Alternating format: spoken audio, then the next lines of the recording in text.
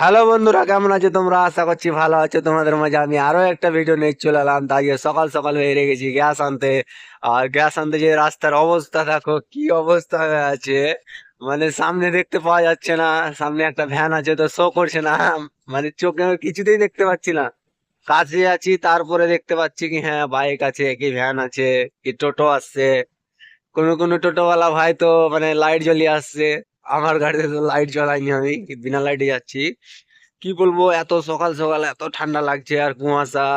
আমরা যদি না দেখতে পাই তো পিক আপ বালা ভাইরা, বড় গাড়ি মানে যারা বড় গাড়ি চালায় ওই ভাইরা কেমন করে গাড়ি চালাচ্ছে ভাই, জীবনে রিস্ক নিয়ে গাড়ি চালাচ্ছে।